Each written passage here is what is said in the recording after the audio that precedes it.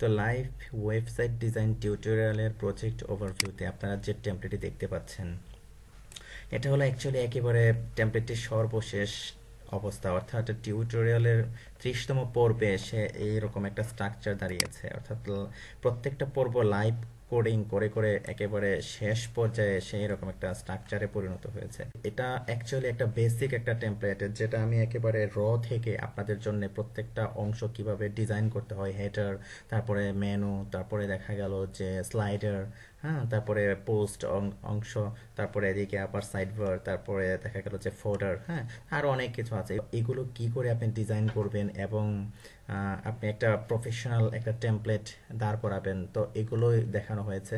তো যেমন ধরুন আপনি কিভাবে এখানে লঘু যুক্ত করবেন, আবার দেখা গেল যে এই পাশে আমরা ফন্ডসামের আইকন ইউজ করেছি, কিভাবে আপনি ফন্ডসামের আইকন ইউজ করবেন। তারপর দেখা গেল যে খুব সুন্দর স্টাইলিস্ট একটা মেনু তৈরি করেছি আমরা, হ্যাঁ, CSS3 এফেক্ট দিয়ে।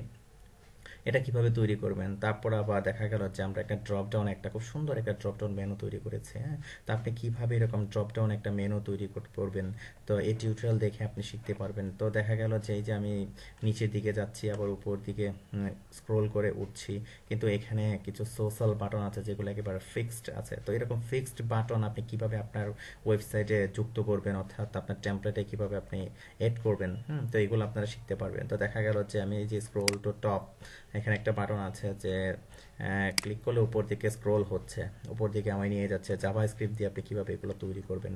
তারপরে দেখা গেল যে আমাদের কন্ট্যাক্ট পেজ, আপনি কিভাবে কন্ট্যাক্ট ফর্ম তৈরি করবেন। তারপরে হোম পেজে কিভাবে ইমেজ, তারপরে এই যে আর্টিকেলের টাইটেল, আর্টিকেলের কিছু টেক্সট, তারপর রিড মোর অপশন কিভাবে আপনি ডিজাইন করবেন। তারপরে যে রিড মোরে ক্লিক করলে যে রিড মোর বের হচ্ছে। তারপর ফন্ট আসামের একটা আইকনকে, হ্যাঁ, আপনি কিভাবে খুব সুন্দর করে স্টাইল করবেন।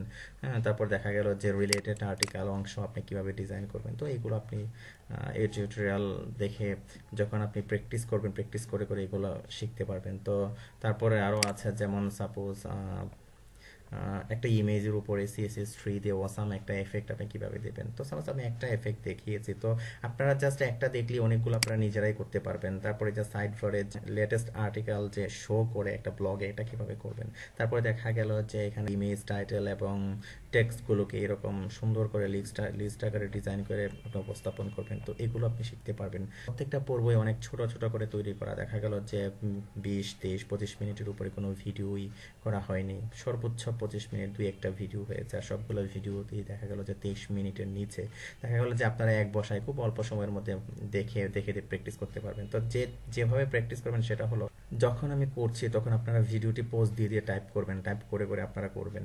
হ্যাঁ, তো আশা করি ভালো করবেন। তো যখন পুরো সবগুলা প্র্যাকটিস করা শেষ হয়ে যাবে ভিডিওগুলো, তখন নিজেরা এরকম টেমপ্লেট বানানোর চেষ্টা করবেন। তো প্র্যাকটিস করুন, আশা করি ভালো করবেন। ধন্যবাদ।